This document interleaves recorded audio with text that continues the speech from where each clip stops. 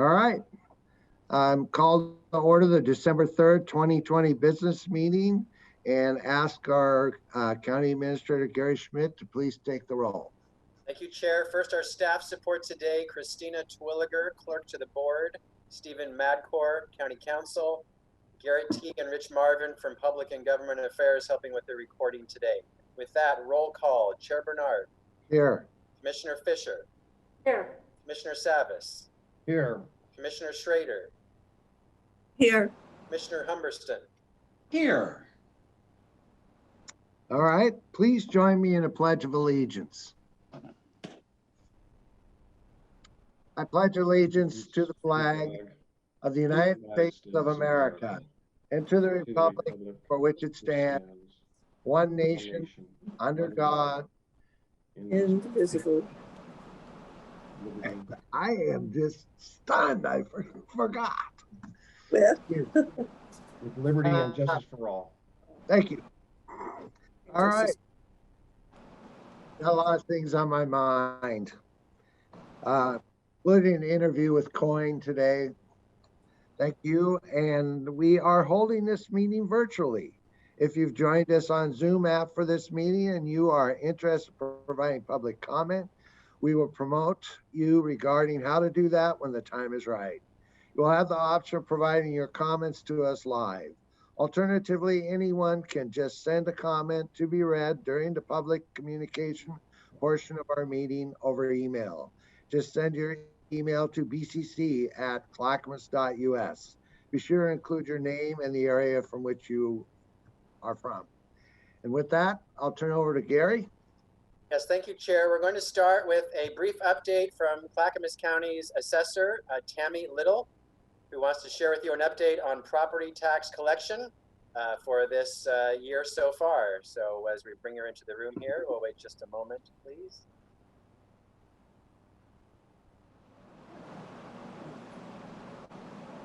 Tammy, please unmute yourself. There you go. Good morning. Right. Tammy, go ahead, please. Thank you. Good morning, everyone. Commissioners, thank you for the opportunity to update you on our November 2020 property tax collections. We now have the data for the November collections, and I'm happy to report we are very close to the typical collection rate of 88% for the end of the month.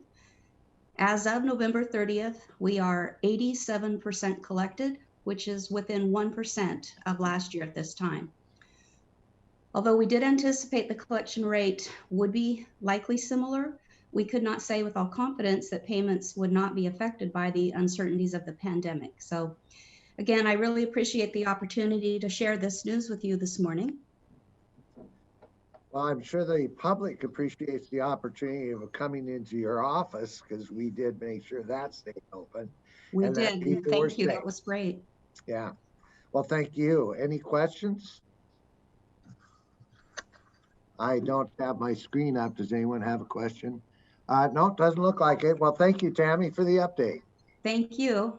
Yeah, thank you, Tammy, for you and your staff for their phenomenal work, especially during the pandemic. And I emailed you the actual numbers yesterday, commissioners, and this is just great news for our organization. So thank you, Tammy. I appreciate that. We do have an incredible staff and they've done an amazing job. So thank you all for your support as well. Thank you, Tammy. All right, next, commissioners, is wildfire update. We have Nancy Bush, Director of Disaster Management and Incident Commander of our Emergency Operations Center. Please go ahead, Nancy. Good morning, everyone. So I'm going to go over our numbers. It seems like we're settling into these numbers that I'm going to be reading off. We did have our individual assistance that was closed on Monday. There may still be a few more that have to go through the system before we see them, but our numbers seem to really kind of be settling in here. We have an estimated number of properties with wildfire damage is 110. Residents that have damaged or destroyed homes is 62. And we currently have 5 families that are being housed in non-congregate sheltering from the wildland fires. Also, PGA has distributed an online survey to learn how non-English speakers can get information, particularly during disaster. So it's not just for wildland fires or for COVID. We're trying to make sure that we can apply what we're learning here to future disasters. So we have our liaison chiefs that are meeting with PGA to make sure that we can do that as well as our EDI officer to make sure that we can get that done very efficiently, and we can use that information, like I said, in the future. Again, November 30th was the deadline for FEMA disaster assistance for individual assistance. It is now passed. But we do continue to work, and we still have some things that are available to those who are wildland fire survivors. And we continue to work with FEMA on that, as well as the Office of Emergency Management, to make sure everyone is getting what they need. The Small Business Administration, their deadline is December 21st of this year. And we don't expect that to be extended. So we encourage anyone that would like an SBA loan to please get that in before December 21st. We I mentioned a couple weeks ago that we were working with the teams that were here to do the household, the hazardous waste cleanup. And they have completed that here in Clackamas County, and that was done the week of Thanksgiving. And it looks like that they're just winding everything up in the state, not only here in Clackamas County. And that was just for all of the right-of-way entries that we did receive. We had 2 of the team members for HHW work on a very large high hazard industrial salvage site, and that was along Spangler Road, and they had to use level B PPE. So that was something that they normally would not have to do for this kind of a fire. And it took them several days to get that cleaned up. And we just wanted to do a shout out for DQ for doing that, because it was a very large job, and it was something that was outside the norm for them.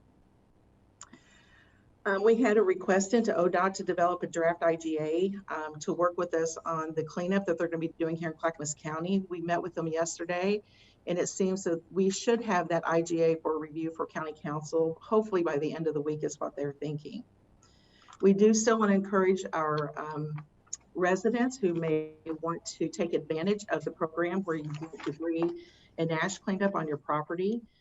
And go to clackamas.us/wildfires and click on the link that will take you to the right of entry form, so you can take advantage of that or see if you're eligible for that.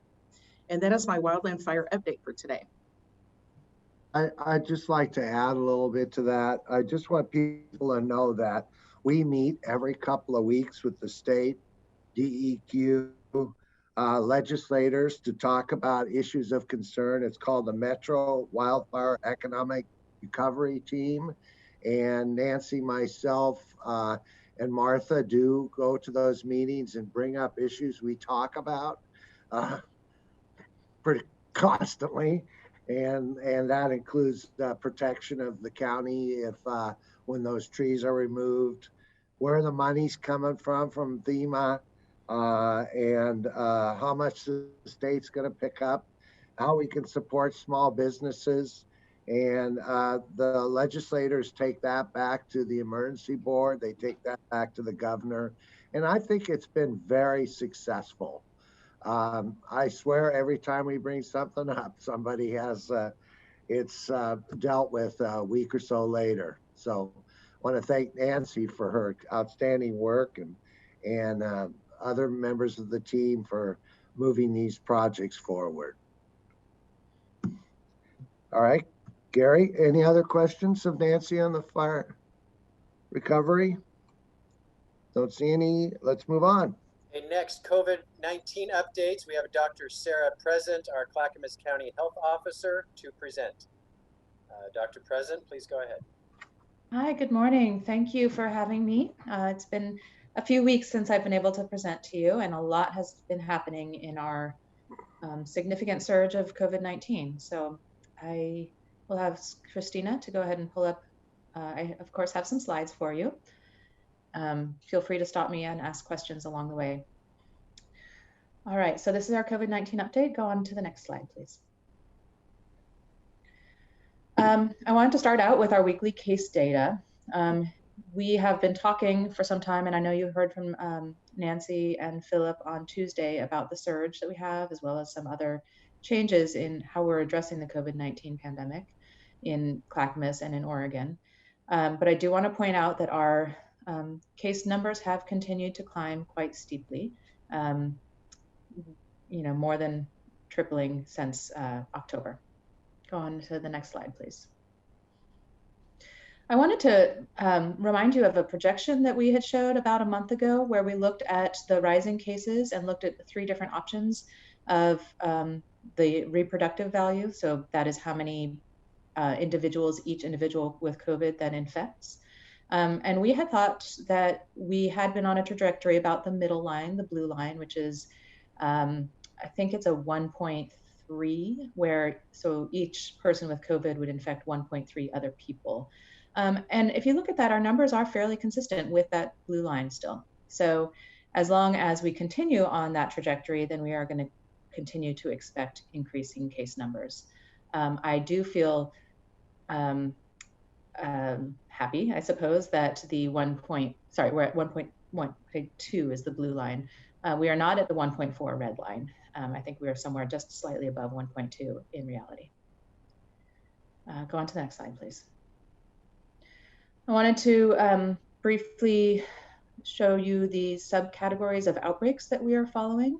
I believe on Tuesday, Nancy talked about the numbers of outbreaks we have. I think there are 74 that are active. This graphic shows the larger the square, the more numbers of outbreaks we are following. But we often talk about workplace outbreaks, and we are following those in subcategories of farm and nursery, manufacturing, restaurant, food distribution and processing, healthcare settings, construction, and then stores, landscaping, and others.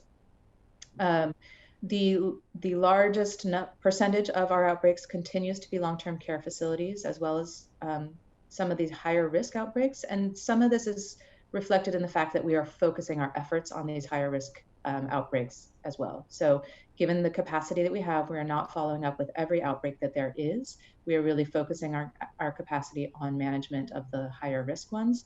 So that could inflate the percentage of long-term care facilities, for example. Go on to the next slide. I wanted to point out the data dashboards that are on the Oregon Health Authority website. They are now showing a number of different reflections of hospital capacity, including patients with COVID in hospitals, in ICUs and on ventilators, as well as bed availability. The one I'm showing you here is the trends by severity. So the top line is the number of COVID patients, positive patients in Oregon hospitals. The next line is the number of COVID positive patients in ICU beds, and then the bottom line are the number that are on ventilators. So we look at the numbers of increasing cases. This is just a reflection that when you do have increasing cases, you also have increasing hospitalizations, and you can see that there is a significant increase in those ICU beds that are taken. Luckily, there are plenty of ventilators, but the ICU bed availability is something that hospitals are struggling with in Oregon and in our region. And I know that the majority of our hospital systems have made adjustments to maintain capacity, including canceling or postponing elective surgeries. On to the next slide, please. On Tuesday, Nancy and Philip talked a lot about our new metrics and how the risk protection framework is based on case rates and data driven rather than kind of the up or down trends of the prior metrics. So we now have risk-based metrics for business and other sort of economic openings that is consistent with the school reopening metrics. So I just wanted to put these side to side to show you that they are the same. And we are in the extreme spread range, which is also the same as the school metrics for distance learning. And this is over 200 per 100,000 over a 2-week period. So a 2-week look back, or more than 10% test positivity. Next slide, please. This is our current, most updated data as of Monday. Our case rate in the last 2 weeks was 370, and our percent positivity was 8.9%. All of this to say, we have a significant surge of COVID-19 cases. We have significant strain on our health and hospital systems, and we are continuing to climb. Next slide. I guess one sign of hope is that vaccine is on the horizon. So we are awaiting 2 vaccines to have emergency use authorization from the Food and Drug Administration. The Oregon Health Authority is monitoring this closely. When a vaccine is available, the numbers that I have heard, and they're not official, but we may have enough of the Pfizer and Moderna, so the first 2 vaccines that are under evaluation right now by the FDA, to fully vaccinate over 100,000 healthcare personnel. That's not enough to meet all the needs. We have about 350,000 healthcare personnel in the state of Oregon, but it is certainly a start. So the interim recommendation of the Advisory Committee on Immunization Practices, so this is part of the Centers for Disease Control, met last week and have determined that the prioritization for the vaccine rollout across the country shall be focused on healthcare personnel first, and then residents and staff of long-term care facilities should be offered in the initial phase. Oregon is still working on the details of how to make that sub-selection within healthcare the most equitable and the most equitable that it can be. And there are lots of conversations happening around that right now. The first vaccine that we expect, the Pfizer one, is the one that has to be in ultra cold temperatures.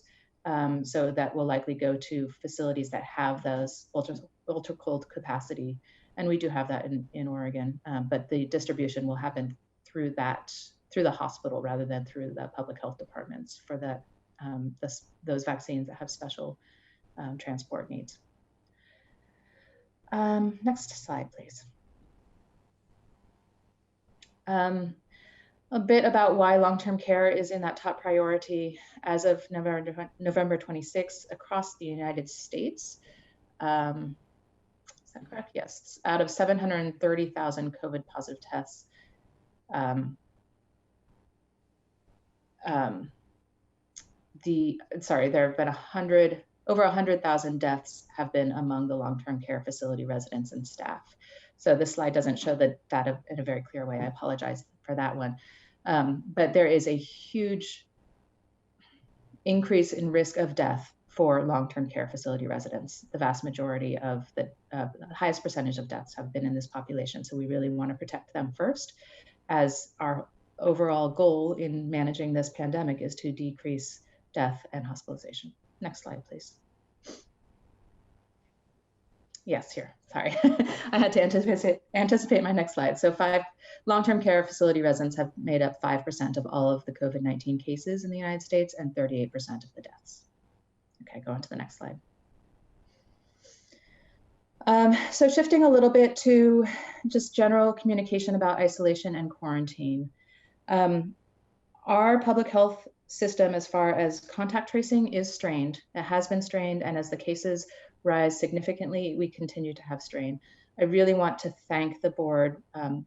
We have recently had, I think, approval of about 20 new position descriptions in the public health department, and this is incredibly helpful. We are hiring lots of people. We are rearranging how the work is done and the workflows to ensure that we do continue to have that high quality public health follow-up, especially for higher risk folks. However, we still have a number of people who may not get a call from public health. There are just too many cases, and there's still a number of cases that are not getting that investigation, and a number of contacts that are not getting those phone calls. Just to briefly kind of touch on that a little bit more, however, the week of October 19th to 25th, so about a month ago, we were interviewing successfully 88% of the cases, but the total numbers of interviews was 180. This last week, November 23rd to 29th, we have gone down to successfully interviewing only 40% of the cases, but the total number of interviews was 365. So the numbers of interviews has over doubled. It's just that the percent of cases has over tripled. So we're getting to many, many more people, but just a smaller percentage of the actual cases. So when you don't hear from public health, when contact tracing isn't possible, I just want to be clear that people should still isolate, and isolation separates the sick people with COVID-19 from people who are not sick. So if you are sick, you stay home and you do not expose anyone else for a full 10 days after your symptoms start, or your positive test if you don't have symptoms. Your fever should be gone for at least 24 hours without fever-reducing medication like Tylenol and ibuprofen, and other symptoms should be improving. Go on to the next slide, please. Quarantine separates people who are exposed to COVID-19. So if you are a close contact to somebody who has COVID-19, you should stay home and not expose others, because you could be transferring it before you have symptoms, for 14 days from your last exposure to that person. So if that person's in your household, they're sick for 10 days, you actually need to quarantine for 14 days from that end of the 10 days, which could be 24 days or longer, depending on how many people are in a household. I'll be done soon. I know I'm rambling, sorry, but I'll pick up. The CDC has come out with some recommendations for options of decreasing quarantine. Oregon and Clackamas County are still evaluating those and have not begun to sort of approve this all the time or to recommend this. The CDC is clear that 14-day quarantine is still ideal. If that's impossible, there are some options for decreasing quarantine time that are acceptable within disease spread risk. And that includes release from quarantine at 7 days with a negative test, or potentially at 10 days. And that's mainly to increase compliance with the quarantine that there is. Again, Oregon and Clackamas County have not yet adopted these, and we're still evaluating what sort of impact this would have on our disease spread. Next, please, Christina. Just a clarification on what exposed means. Within 6 feet of somebody who has COVID-19 for 15 minutes or longer. So that would be cumulative over, say, a day or during their infectious period. So you can be with them for 2 minutes one day, 2 minutes later that day, and on, and you add them all up during the infectious period, that could make you a contact. It does not have to be 15 minutes all at one time. Or if they directly sneeze or cough on you. So many people may not meet that time criteria, but if you are directly exposed to respiratory droplets or sneezes or mucus from somebody who's infected, you are considered a contact. And go on to the next slide, please. We are rapidly updating our website as things change. I know there are a lot of changes right now, and the changes are in response to really a huge surge. And how do we effectively actually slow the spread of this pandemic and get our hospitals back online and get people protected? So the clackamas.us/coronavirus website has a lot of resources around isolation, quarantine, resources for business community, and others. And I will take questions. Thank you for letting me go for so long. Thank you. Great job. Paul. Yes, good to see you, Dr. President.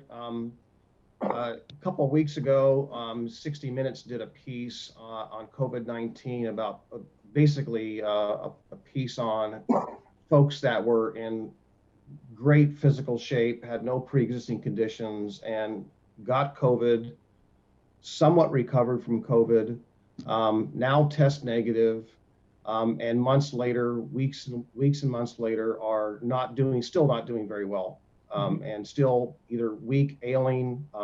Some people predict that some people that have it, blood clotting and so forth, have permanent impacts that will impair their ability to actually come back 100%.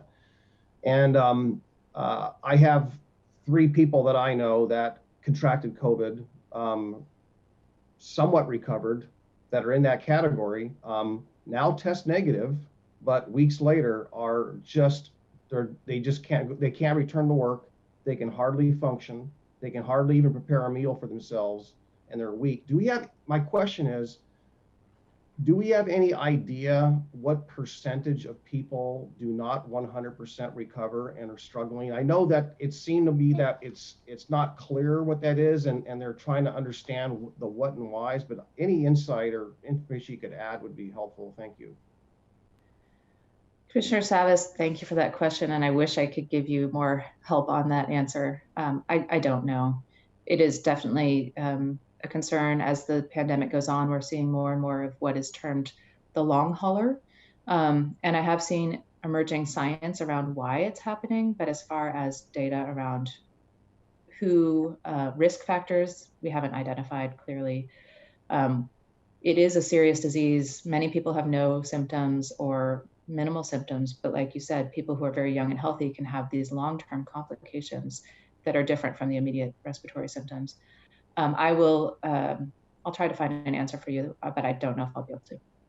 Yeah, I would just want to add that a family member of mine works directly with COVID patients at a nearby hospital, and worked with some people. They recovered, tested negative, were sent home, and basically were readmitted because they were struggling so bad. It actually came back worse, but still testing negative. So it seems like whatever is happening to each of these individual cases that is having long-term effects. And I raise that issue because those that may not be aware of that, I think a lot of people seem to be focusing only on the mortality, the death rate, if you will, and thinking, well, my chances of dying from COVID is 1% based on their age group, let's say. But what I don't think people realize is that they could have possibly permanent impacts, and that I think is something that 60 Minutes I think try to touch on in that article. And I think that should be concerning, that you may not necessarily die from it, but you could suffer from it for the rest of your life, possibly. And I'm not trying to scare anyone, but it's just a reality that I think none of us foresaw when this first happened.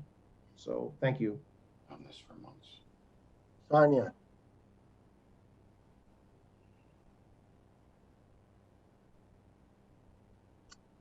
you're Oh my goodness. There we go. I'm sorry. I have 3 screens and 1 mouse and I just can't figure it out. So I really appreciated the squares where the outbreaks, where we're having evidence of the outbreaks. And I should have taken a picture of it. I'm hoping I can get those slides emailed to us because I think they're very, very good. But I noticed that the long-term care facilities were substantial. And then I was looking for and didn't see, so we're getting phone calls. I don't know if all of you are getting phone calls from constituents, but one of the concerns that we hear are, well, if health clubs, why are health clubs closed when there are not any cases coming from health clubs? And so I was looking at that. I don't see that there were health clubs, but I didn't get a chance to you went too fast, Dr. President.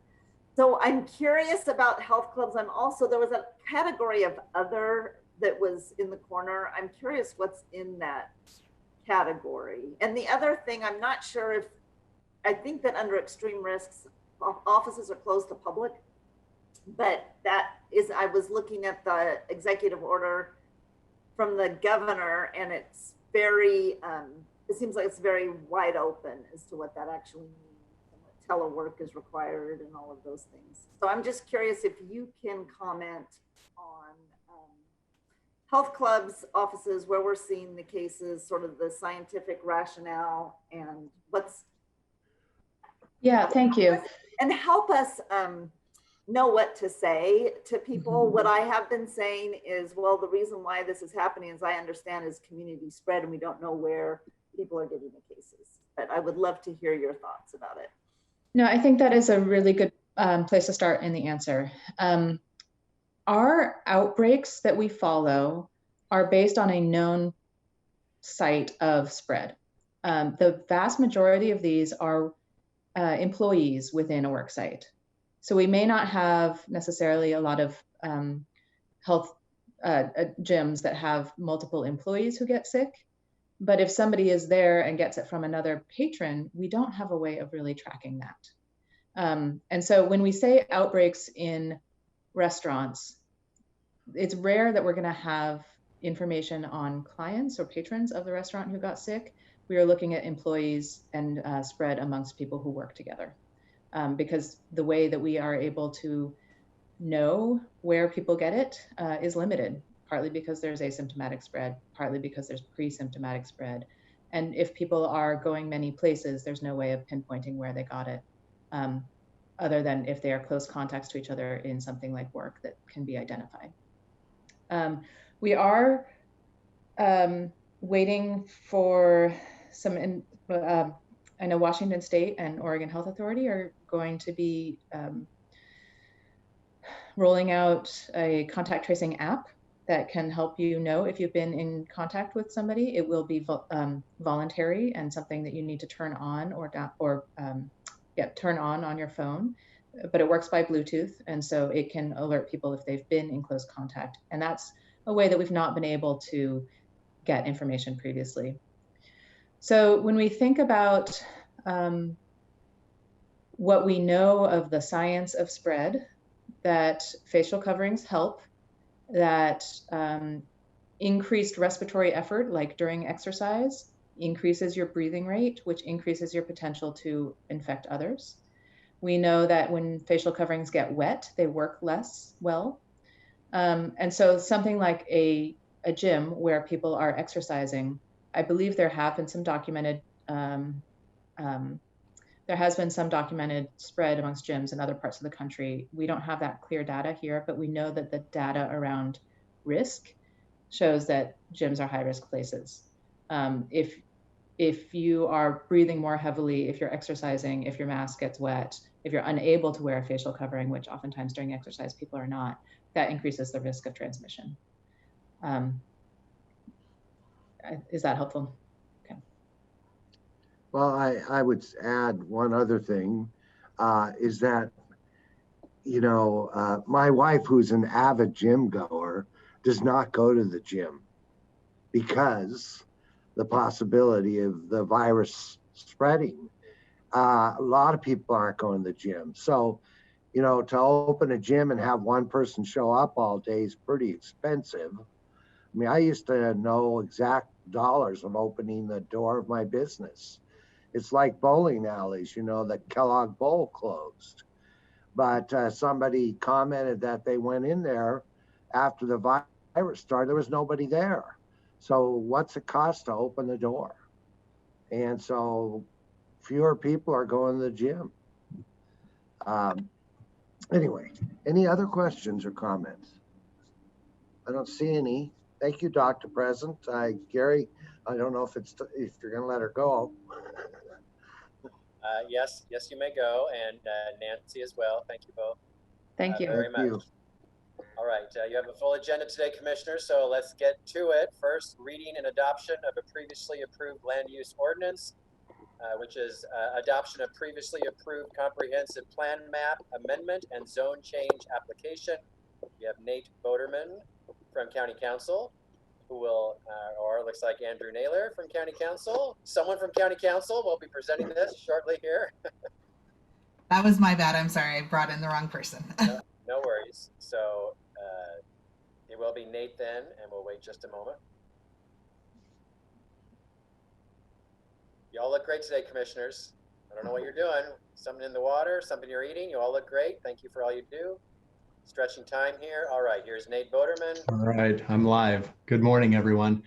As Gary mentioned, the item this morning is to adopt an order related to a proposed zone change and comprehensive plan change on property located at 16147 Southeast 135th Avenue. Specifically, what this order will do is include a comprehensive plan map amendment from medium density residential to light industrial, and a corresponding zone change from medium density residential, which is our MR1 zone, to light industrial. The Planning Commission conducted a public hearing on this matter on September 14th, 2020, and voted 6-0 at that time to recommend to the board that they approve these amendments. The Then the board held a public meeting on this matter on October 21st, just a few weeks ago, to consider the application and the recommendation of the Planning Commission. And at that meeting, the board voted 5-0 in favor of approving the application as recommended by Planning Commission and staff. The board then directed staff to prepare the findings and to draft an order to finalize this decision. So the order before you today does just that. If you approve the order, it'll approve the amendments that I discussed to the comprehensive plan and zoning map. Planning staff has included the findings supporting this decision to the order, so those are attached as an exhibit to the order. So that's all I have in terms of presentation on this. It's our recommendation that you approve this order, and I'm happy to answer any questions you might have. Any questions from the commissioner? Don't see any. I'll ask for a motion to read ZDO 299-20-CP and ZDO 300-20-SAP by title. Is there a motion? Mr. Chairman, I move we read ZDO 299-20-CP and ZDO 300-20-ZAP by title only. Second.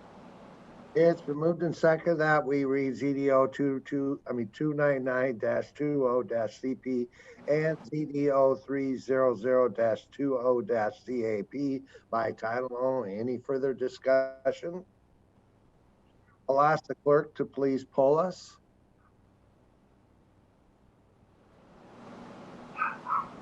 You're on mute, Christina.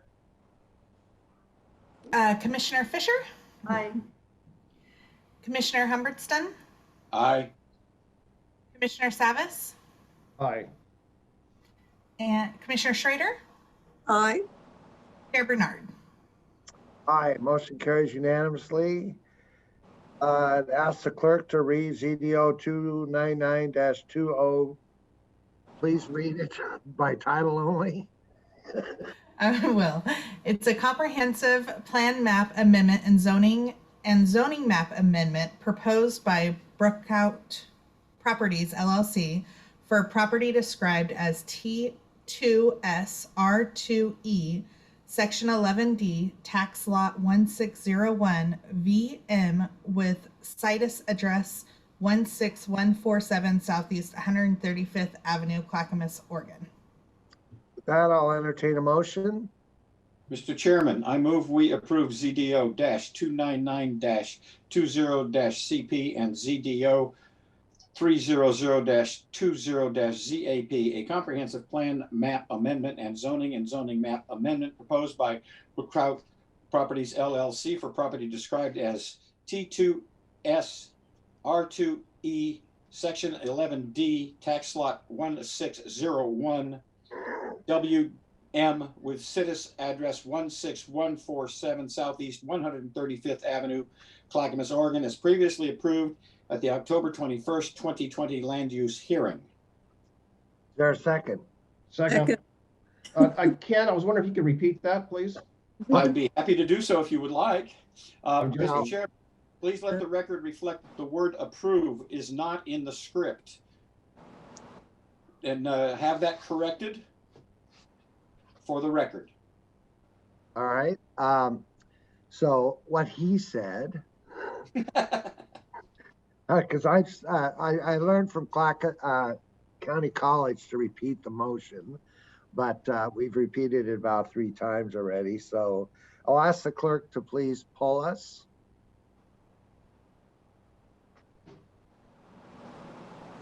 Sorry, I'm not sure why my unmute button is not working for me today. Commissioner Fisher, Aye. Commissioner Humbertston, Aye. Commissioner Savas, Aye. Commissioner Schrader, Aye. and Chair Bernard. Aye, motion carries unanimously. That's all we got to do on that one. What's the next item, Gary? Yes, next you have 3 public hearings. The first public hearing is a public hearing pursuant to Section 147F of the Internal Revenue Code of 1986, as amended for the financing of certain facilities from the execution and delivery of tax-exempt obligations. We have Richard Swift, Director of Health, Housing, and Human Services, who will present the staff report, and Andrew Naylor. So Rich, please go ahead. Okay. Good morning, Chair and Commission. So we're here today, essentially, as Gary said, to conduct a TEFRA hearing. November 17th, we met to talk about the need for the TEFRA hearing, which was a request from Caritas of California regarding creating access for them for tax-exempt bonds so that they could purchase 2 mobile home sites, Lone Acre and Holly Tree. And we have had substantial conversations with them. Andrew Naylor has been a huge assist in this in terms of some guarantees that we were looking for in terms of rents, et cetera, from Caritas. They have obliged on that, also including property tax. So the conversations with Caritas have been absolutely outstanding. So we're here today to conduct this TEFRA hearing so that they can go ahead with their bond sale. We also have with us today Gogan Mirasu. Did I get that right? Or close, maybe? Close. It's great. Okay. Who's here to answer questions because she is the bond counsel of Caritas in terms of the TEFRA hearing. So from there, I'll stop and turn it over to Andrew and Gogan in terms of any legal questions the board may have before we open up the TEFRA hearing. Thanks. Do any commissioners have any questions? I just have a question. I do have a question. We had the work session on this, and following that work session, I was left with the question in mind: is the money that is going to be bonded solely dedicated to these 2 properties? Yes. Yes. Thank you. Yeah, just so people understand, this is just a mechanism for people to borrow money and does not put the burden of paying that money on the taxpayers. It's just very much like we did the hospital authority in Willamette View. It's just a way for people to get cheaper money. Yeah. Pretty much. That's a great way to describe it. A great, straightforward way to describe it. Thank you. Any other questions? Well, with that, I'll open the public hearing and have Christina moderate. Chair Bernard, I'll be coordinating public comment for the specific public hearing and later on for general comment. If any attendees would like to provide a comment specific to this public hearing, you can do so by raising your hand on Zoom. And if you're by phone, you can hit *9. Again, we'll open public comment to any topic related to county business in a little while. But if you have a comment related to this matter, please select the raise hand button on the Zoom bar. I do not see anybody raising their hands, and I do not have any, hold on just 1 second.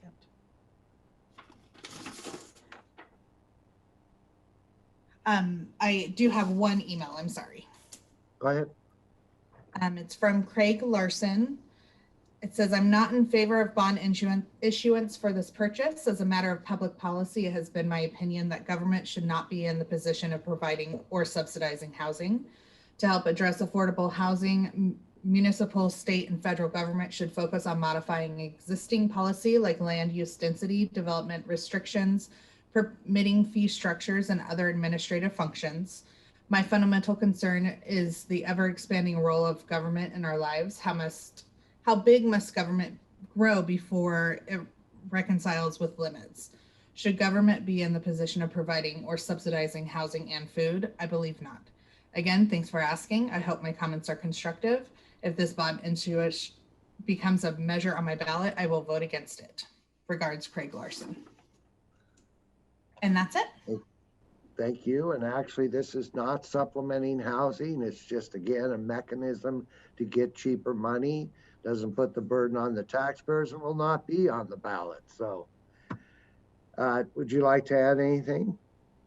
Yeah, I just for clarity, Chair Bernard, I think it's important to just underline what you said, which is that this is officially a borrowing out of an entity in New Hampshire. It'll be paid solely from the Caritas Corporation. There's no obligation for the county to make any kind of payments related to this borrowing. All right, thank you. Since there's no hands up, we'll close the public hearing and I'll entertain a motion. Mr. Chairman, I move we approve the issuance of the bonds by the authority for the purposes of Section 147F of the Internal Revenue Code for the financing of certain facilities from the execution and delivery of tax-exempt obligations. Right, is there a second? A second, and I have a comment and a question.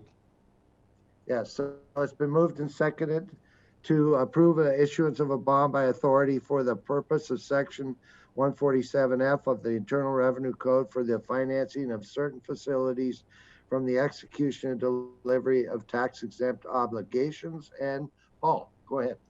Yeah, so I just want to clarify my understanding and to get it on the record so that anyone who can reasonably misunderstand what this is doing. So I understand the comment that we heard and, you know, others. So as I understand it, correct me where I'm wrong, is that the mechanism in which these funds are eligible to be used for the purposes of preserving the existing housing that is there, preserving as best as possible the affordability and the ability to purchase that for that cause requires, and the bonding mechanism requires that we simply hold a public hearing, and we are the people providing that venue to do that.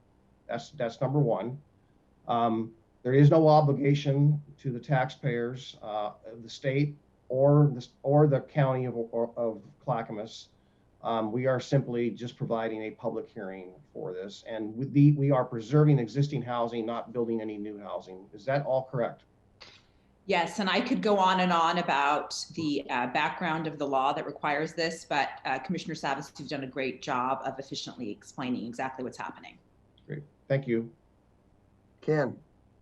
Yes, I would simply request that you reach out to the citizen who sent the letter or the email and give them a brief and quick explanation of exactly what this is, so, just out of courtesy to the citizen.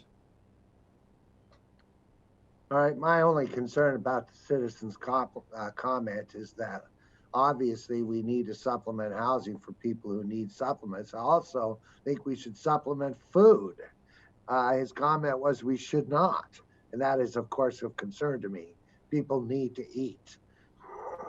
Yeah. All right. So with that, let me see. Will the clerk please poll us? Commissioner Fisher? Aye. Commissioner Humbertson? Aye. Commissioner Savas? Aye. Commissioner Schrader? You're on mute, Commissioner Schrader. Aye. And Chair Bernard. Aye, motion carries unanimously. Thank you very much. The next item is Gary. Yeah, next public hearing is approval of a resolution for a Clackamas County supplemental budget for fiscal year 2020-2021. We have Sandra Montoya, Budget Manager in the Finance Department, who will present this item as soon as she's in the room. There she is. Sandra, go ahead, please. Good morning, Mr. Chair and Commissioners. Sandra Montoya, Budget Manager. This is our first annual supplemental budget, and I shouldn't say annual, this is the first of this year for fiscal year 2021. It is a total of $32,515,055, and it is a combination of multiple funding sources that have become known to us. Part of it is fund balance that we're carrying over from last year. We've got federal operating grants, such as the CARES Act reimbursements. We've got local government revenue, interest earnings, and then also other financing sources. I did want to point out that this format that is before you today is a little different than what you have seen in the past.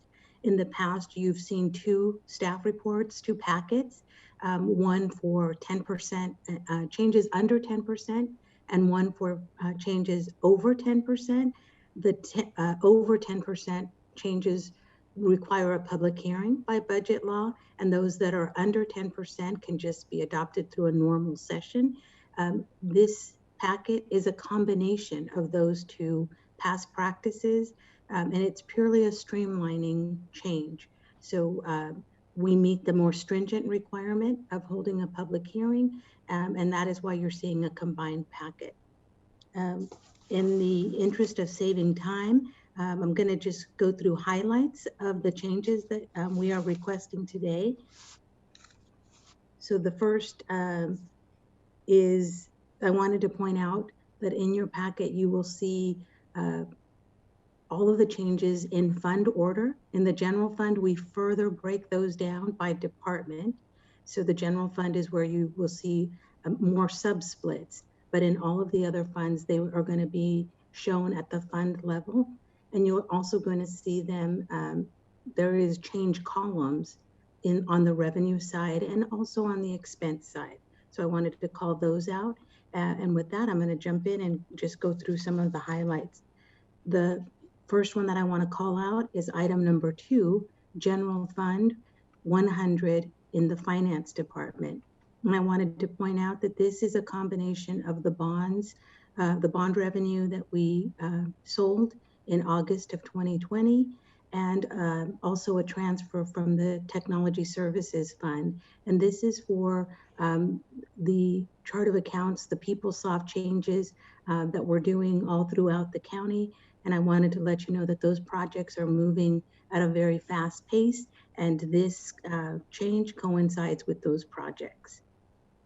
The next one that I want to point out is item number 3, which is General Fund 100, non-departmental. It is a recognizing bond proceed premiums of 1.3 million, and also a change of 615,000 for the sheriff fund as a result of Justice Court ending fund balance. That change should have happened last year, but due to some last minute things, I think primarily due to COVID, that didn't get in fiscal year 1920, and so it is being recognized in 2021. The next item that I want to point out, really all just related to CARES Act changes. Those are item number 6, which is Business and Community Services Fund 208. We are recognizing 1.9 million in CARES Act revenue and creating appropriation authority for programs that will benefit the community. In disaster management, we have something similar. That's item number 7, and that's Fund 209. And again, we're recognizing some CARES Act revenue and creating appropriation authority for spending. Item number 8 is the next one I want to call out, and that is the Road Fund 215. This supplemental change is actually doing 2 different actions. One is taking advantage of competitive construction market and reducing overall project costs, and it's being done through the recognition of bond proceeds, fund balance, a short-term loan from the SDC fund, and some interest earnings as well. The second part of that is creating appropriation for wildfire emergency cleanup activities, and that's being done through a transfer of reserves. And I will point out that is an exception in Oregon budget law, the move from reserves. Typically, you do not see us moving or requesting a move from reserves into an expenditure category, but due to the emergencies that we have had this year, that is an exception in budget law. And the last 2 that I'll point out are item number 11 and number 13. And again, those 2 are appropriation changes due to CARES Act funding that has been made available and us appropriating the expenditure for those in programs. And that is happening within the Social Services Fund 242 and in Public Health Fund 252. And with that, I'm here to answer any questions that you may have. I don't see any questions. All right, I don't see any questions, so we'll open the public hearing and turn it over to Christina. Chair Bernard, I'll be coordinating the public comment for this specific public hearing and then also later on again for general comment. If you have a comment for this public hearing, please use the raise hand feature now on Zoom or the *9 on your phone. We'll give a couple of seconds. Doesn't look like I have any hands being raised, and I have no emails about this. All right, we'll close the public hearing. and entertain a motion. Mr. Chairman, I move for approval of a resolution for a Clackamas County supplemental budget for fiscal year 2020, 2021. Is there a second? Second. It's been moved and seconded that we approve a resolution for Clackamas County supplemental budget for fiscal year 2020, 2021. Any further discussion? Mr. Chairman, Yes. just wanted to say thank you to Ms. Montoya for calling out a couple of those items. Those are ones I had questions on myself. Appreciate her clarification on them. Thank you. Okay, thank you. All right, would you please poll us? Commissioner Fisher?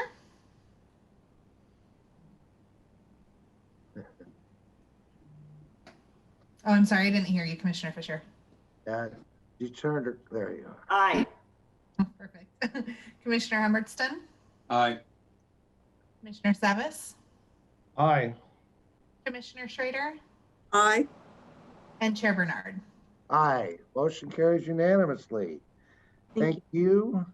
And now, Gary, what's on the next? Thank you. The final public hearing today is board order and ordinance temporarily amending Clackamas County Code, section 2.05.160.2 to allow for vacation accrual for non-represented county employees during a COVID-19 pandemic and wildfire and declaring an emergency. We have Stephen Madcourt, County Counsel, and Eric Serra, Assistant or Deputy Director of Human Resources, to present. Morning, Commissioners. What we have before you this morning is something that's relatively an atypical procedure. We are asking for a temporary code amendment. Currently within our code, under the employment section in Chapter 2, is a maximum accrual of 280 hours of vacation leave.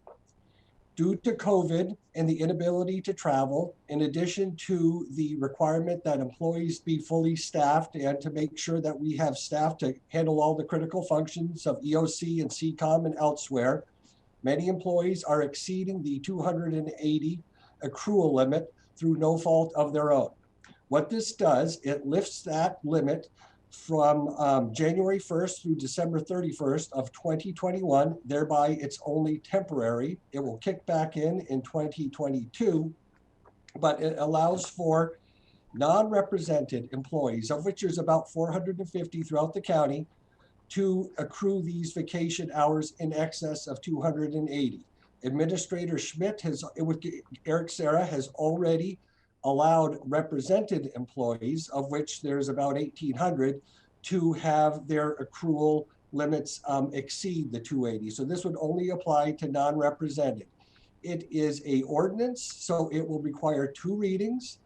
It will be effective immediately, so we are asking for it to be declared an emergency as well. The second reading will take place on December 17th, your very last board meeting of 2020, and would kick in once signed by the chair.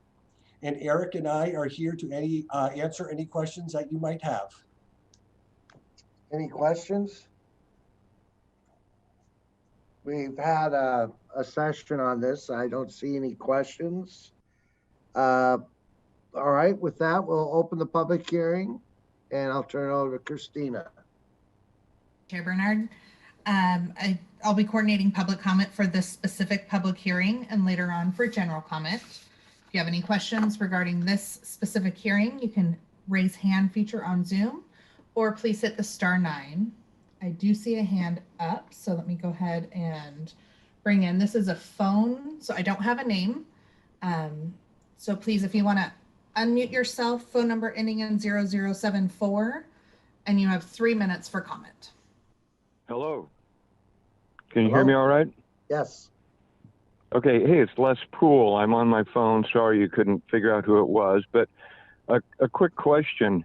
We're talking about 400 non-represented, or what is the difference between the 1,800 folks and the approximately 400 other employees here? That was really the only question I had. Hi, Les, it's Madcourt. And the difference is that the represented folks are part of the county's 8 different bargaining units. They are in the union, be it EA or AFSCME, The 450 are me, Eric, Gary, non-represented people who aren't in unions. All right, thank you. You're welcome. That was all I had. Thank you. Anybody else? I do not see anybody else's hand, and I do not have any emails regarding this. Okay, we'll close the public hearing and entertain a motion. Mr. Chairman, I move we read ordinance and board order by title only. Second.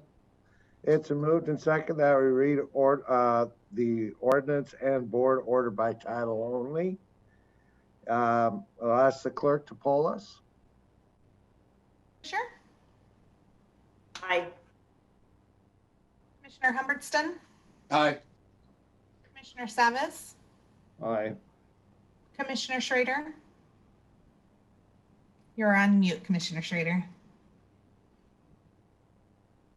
Aye. Perfect. And Chair Bernard. Aye. I'll ask the clerk to assign a number, read the ordinance and board order by title only.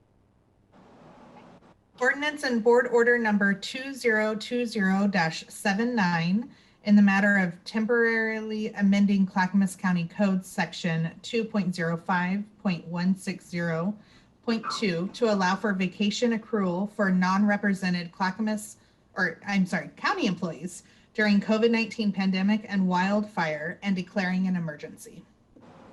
Any further discussion? Do commissioners have any proposed changes or amendments to the draft ordinance board order at this time? Seeing none, I'll announce that the second reading will be Thursday, December 17, 2020 at the board's regularly scheduled business meeting at 10 a.m. And thank you. And Gary, what's on the agenda next? Thank you. Next is the consent agenda, and we'll ask Christina to please read the consent agenda. Of course, let me just pull it up 1 second. There it is.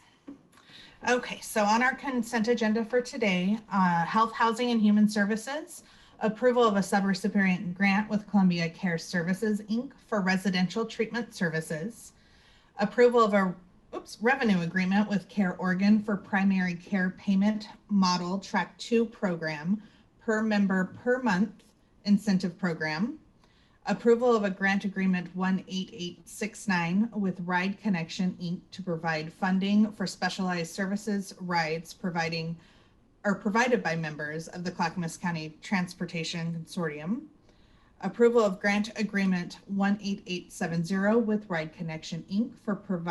to provide funding for specialized service rides provided by members of the Clackamas County Transportation Consortium, approval of grant agreements 18871, 18872, 18873 with Ride Connection, Inc. to provide funding for rides provided by social services, transportation reaching people. Agreement 146873-3 with the State of Oregon Department of Human Services, Senior and People with Disabilities Division. Approval order number 5 between Clackamas County and Balin Construction LLC for Clackamas County Children's Commission Head Start New Classroom Building Project. Approval of amendment number 1 to the Personal Services Agreement with Robert Half Incorporation, temporary administration staff. Approval of personal services contract with Bridges to Change, Inc. for temporary housing for mental health and substance abuse patients. Under Department of Transportation and Development, approval to apply to the Oregon Department of Transportation for all roads transportation safety program funding for federal fiscal years 2024 through 2027. Approval of contract amendment number 1 with the Oregon Department of Transportation to the Transportation Growth Management Grant Quick Response Program for the U.S. Route 26 Main Street Site Redevelopment Plan. Under Business and Community Services, adoption of Barton Park Complex Master Plan to set the vision for the future of recreation, conservation, and development of Barton Park and associate properties. Amendment number 1 to the agreement of River City Boat Sales LLC for lease of Boone's Ferry Marina. Under the elected officials, approval of a software license and related professional services agreement with Data Cloud Services, LLC, for the Assessment and Taxation Department. Under North Clackamas Parks and Recreation District, approval of resolution for North Clackamas Parks and Recreation District for transfer and appropriations for fiscal year 2020 through 2021. Approval of a contract between North Clackamas Parks and Recreation District and Shields Oblis Johnson for the owner's representation or representative services for Milwaukee Bay Park. Approval of an intergovernmental agreement between City of Milwaukee and North Clackamas Parks and Recreation District for funding construction of Phase 3 of Milwaukee Bay Park. And finally, under Library District of Clackamas County, approval of a resolution for the Library Service District of Clackamas County for a supplemental budget for fiscal year 2021. That is your consent agenda. Thank you. Does any commissioner want to remove an item from the consent agenda? Yes, Commissioner Bernard, I would like to remove for discussion Roman numeral 4, number 2, the agreement between NCPRD and the City of Milwaukee. All right. It's 4-3, Commissioner. Is it 4-3? Yeah. Okay. All right.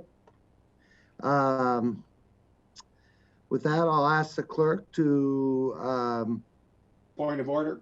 Yeah, I need a motion to adopt the consent agenda as amended. Mr. Chairman, I move to approve the consent agenda as amended. Second.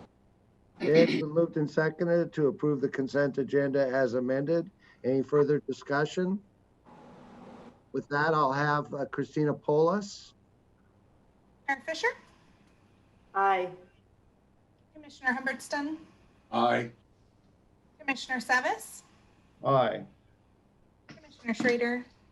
Aye. Chair Bernard? Aye, motion carries unanimously. Now for the discussion item. And Paul, would you like to start? Yeah, I'll start. And I appreciate our rigorous discussion this morning. I want to get back to just a couple of weeks ago, November 24th, I believe, when we were presented with the presentation from staff on the library Concord property project, which incorporates NCPRD elements. Staff indicated that my previous concern and interest in making sure that we were able to carefully separate the cost of the library elements of the project versus the NCPRD elements. And Catherine Krieger did a great job saying that that's exactly what we're doing. I put some emphasis on that. And the reason that I brought that up was because there have been concerns raised from the City of Milwaukee about this particular project. I mean, it's not clear to me really what they are. There has been opportunity through many of the joint library NCPRD task force that worked on this project, several meetings. I think I attended almost all of them, so I don't recall anyone raising any concerns, but I had heard them. I heard them directly from some Milwaukee representatives. And so I wanted to make sure we were dotting our I's and crossing our T's and being good partners and doing our stewardship, and somewhat as a liaison for libraries and the liaison for the NCPRD. I have a certain obligation here to bring this to my attention to my colleagues, and an obligation that, in the absence of a active district advisory board or district advisory committee currently, I have a tremendous amount of responsibility on my shoulders. So I don't take any pleasure in trying to navigate this. So, so the next day, this item was on the consent agenda, and I was somewhat surprised and about that being there, because about 2 or 3 months ago, I had requested from staff while we were working on the bylaws to make sure that we, again, met all all the obligations that we have with our partners, our valued partners, and in this case, our valued partner, the city of Milwaukee, that we dotted our I's and crossed our T's and met all our contractual obligations. So I asked for any and all agreements that were between the district and the city of Milwaukee.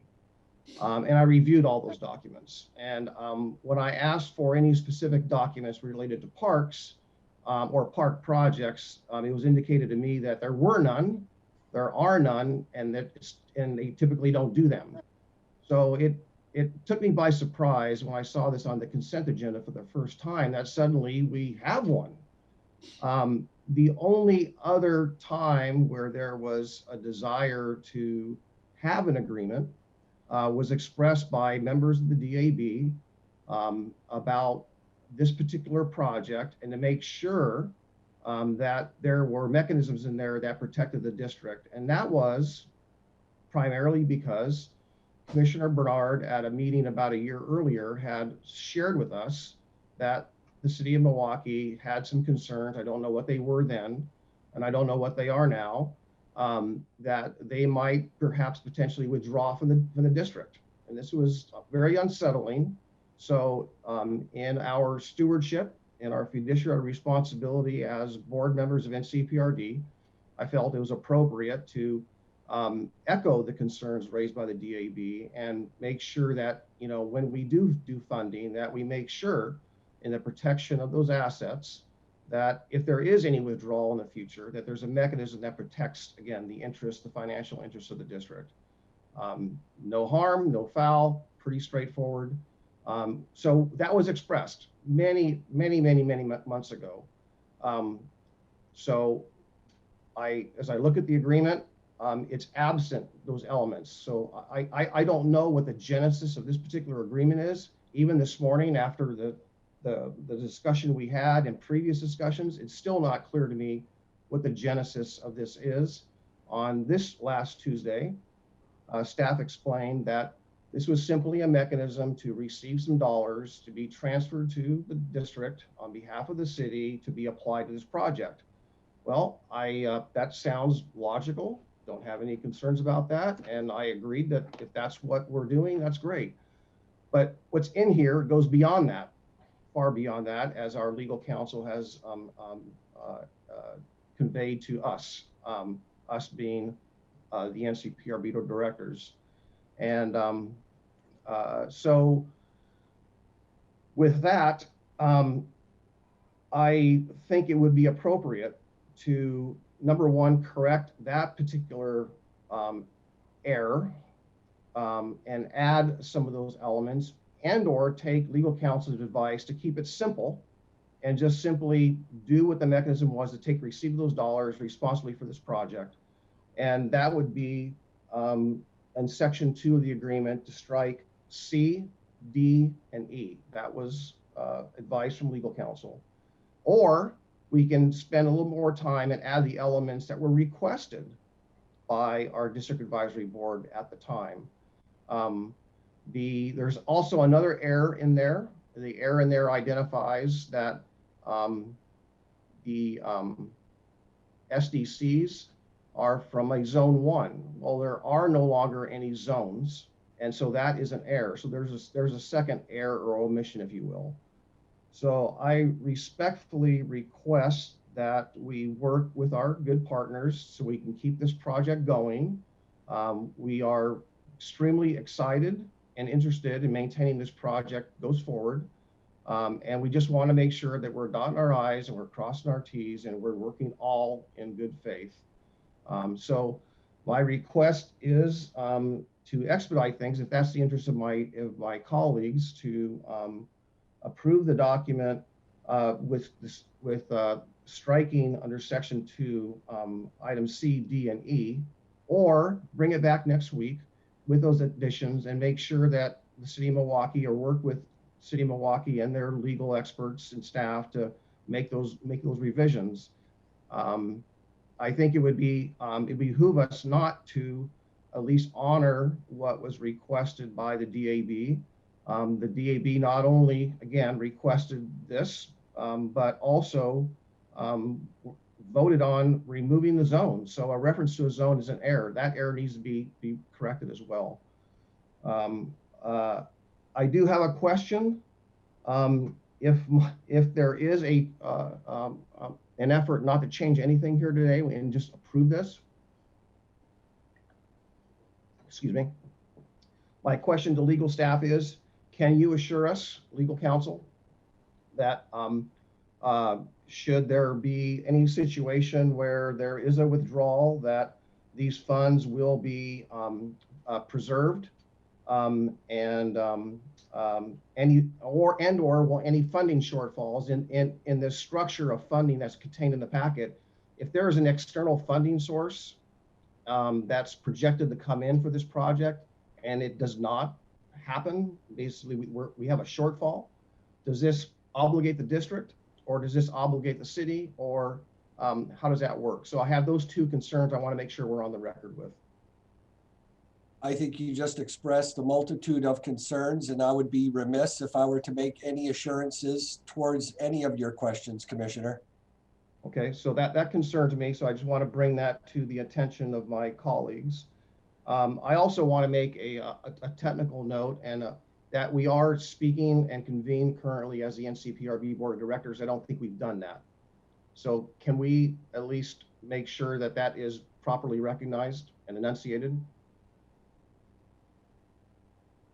Do we need to do that? This was part of the consent agenda, and we are the district board. You've pulled it as a separate item, and it is under your authority as the governing body of the 451 district. So I would recommend that you recess as the BCC and convene as the NCPRD district body. All right. We are recessing as the BCC and reconvening as the DAB district body for the NCPRD. And so my hand's up, and then Sonia. Let me make sure I understand this. We worked, our legal staff, our NCPR staff worked with the city of Milwaukee, came up with an agreement that was turned over to the city of Milwaukee. They voted on it, and now it's back to us to sign it. And there's concern that it's missing some pieces. The other thing is that in this agreement, City of Milwaukee gives us $1 million. We commit some SDCs, but they still have to raise over $7 million. If they don't, we give them the $1 million back. So and they don't get any parks SDCs. So I don't see a risk there. I guess I'm not asking, this is what happened, right? And I'm not asking anybody to answer. And with that, those are my comments, and I'm going to go to Sonia, Ken, and then Paul. Yeah, I think it's unfortunate that we didn't have the opportunity to really look at this given the political considerations. And Paul, being our district advisory board liaison, has insights that are important that we all listen to. So we're presented with the opportunity to move a project forward through this IGA.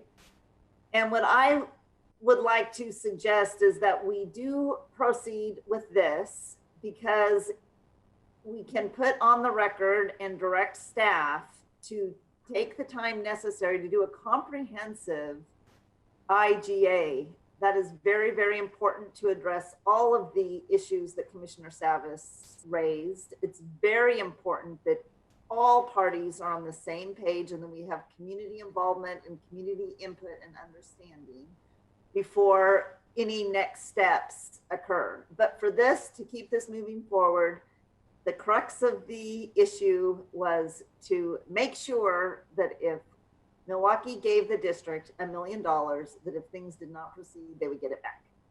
And if that's correct, Stephen, and that is the real material term of this IGA, I just want to confirm that with you and then suggest that we proceed with this.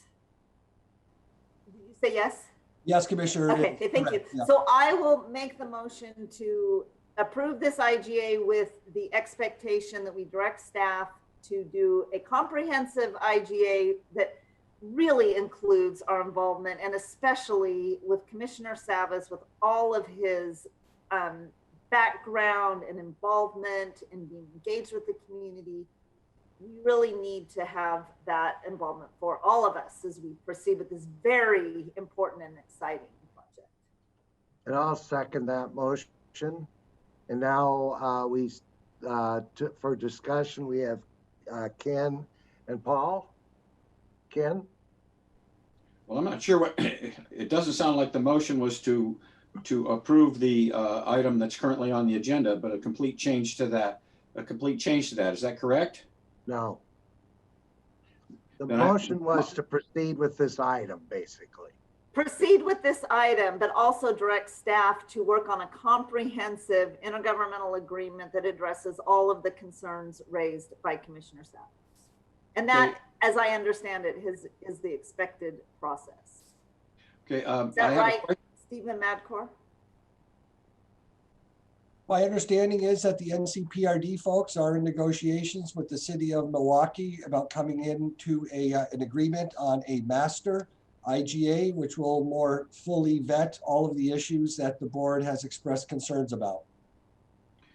So my question then I have is to our esteemed general manager, Mr. Schmidt. And I would like to hear his thoughts and recommendation. Yes, so first let me start. I'm your district administrator for the North Clackamas Parks and Recreation District, and I take full responsibility for the actions of staff. And while it was inadvertent, we staff should have kept you in the loop on this IGA as it was developed. It went through an entire process and was approved by the city of Milwaukee, and frankly, you knew nothing about it. So that is on me, and I'm apologizing to you and to the public that came to this. But with that, based on the discussion you just had and what our county attorney, county council has shared, I do recommend you go forward knowing, first, there is an escape clause in this contract, as in any IGA, that if either party is not satisfied, you can break it.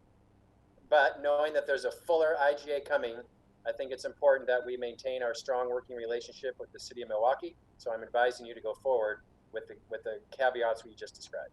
Thank you. Thank you. Okay, Paul? Well, based on our legal counsel's response to my earlier question, I find it a little confusing. I tend to want to believe our legal counsel. I'm going to take that to heart. I'm going to take the conversations I had this morning and yesterday to heart. I think that having a master IGA and Sonia's recommendations are good ones. That will be a lengthy process. I don't want to hold that up. I think that's, it's important that this project not lose any steam and it goes forward. So I want to make sure that happens. And in order to do so, a recommendation that legal counsel had was simply under section 2, striking C, D, and E. And we can do all of those things as far as clarifying and making the edits and so forth, and we're in a good place. So that's my friendly amendment to the motion. My friendly amendment to the motion under section 2 of the IGA is to strike C, D, and E, and everything goes forward. Sonia, are you willing to take that amendment?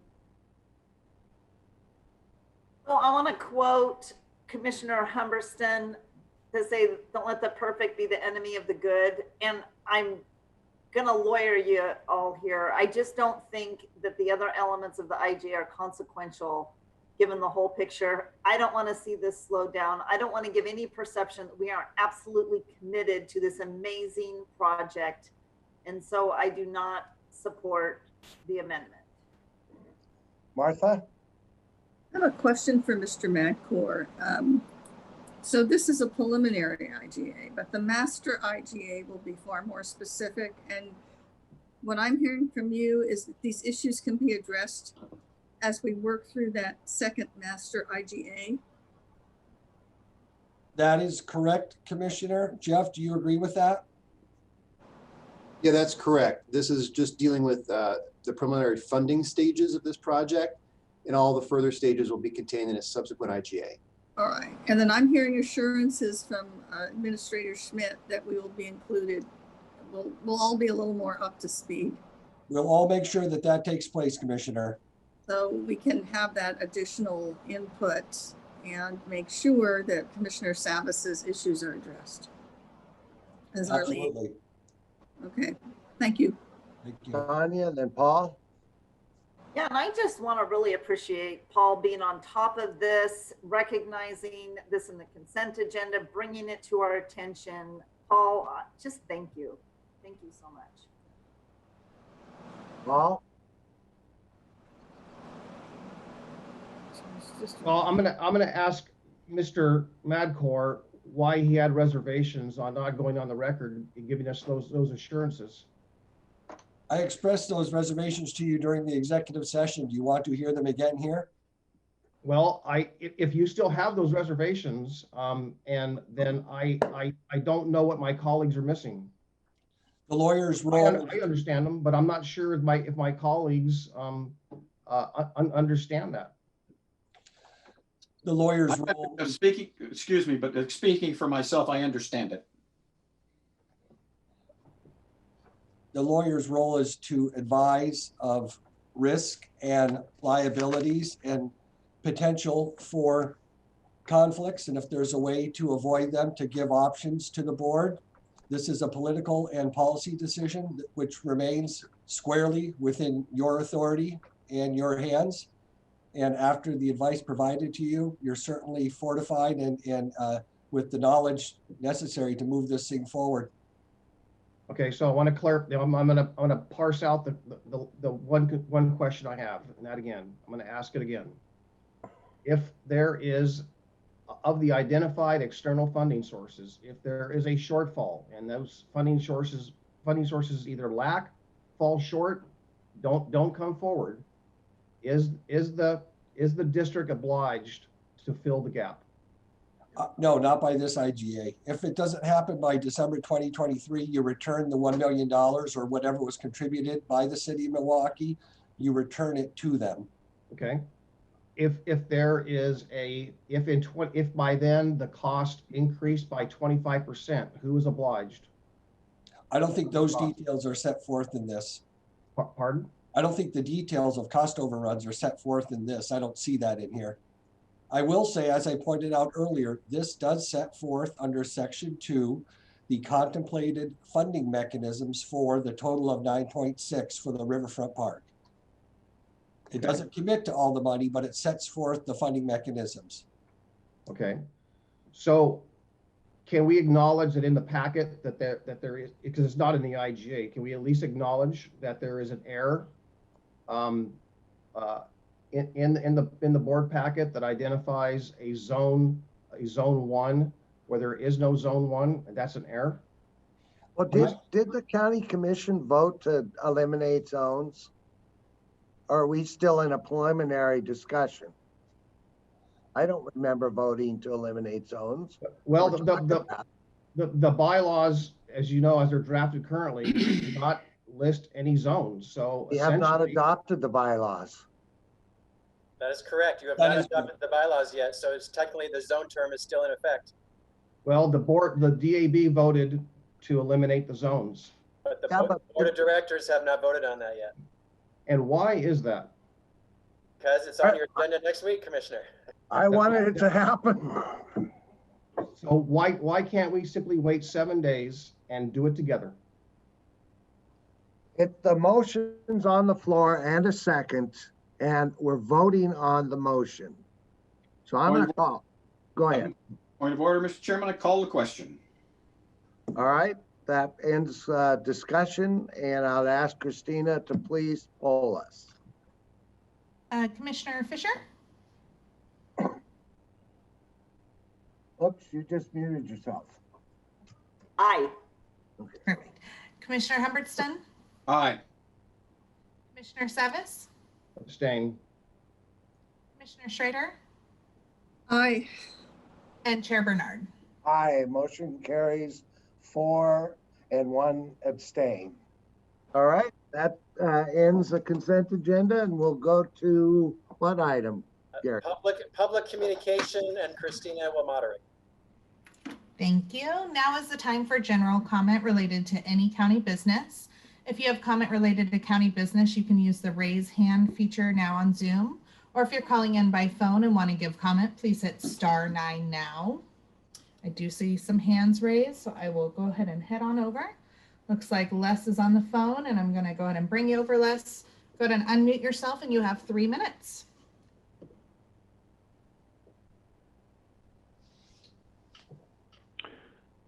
Good morning, Les Poole from Gladstone. I want to talk a little about Metro and about the election, but before I do that, I need to comment about what I just listened to. And what I listened to was basically a work session and an approval of something that really wasn't ready for the consent agenda. And in these times when we're so concerned about our money and our future, there's like $8 million going into this thing. And I would have joined Commissioner Savas in opposing the approval. But on to Metro, and that's a subject that we're obviously going to hear more and more about. And the results of the election were pretty telling. The commissioners that were strong advocates or expressed an unwavering loyalty to Metro and its policies were defeated. And on a bigger scale, what else was defeated? Well, Metro's bloated $5.5 billion transportation tax. Metro is out of touch. Metro does not seem to have Clackamas County's best interests in mind. And I just want to make sure that in the future, we address Metro differently, and that the citizens understand how much control, how much authority, and how much influence Metro has on their lives and pocketbooks.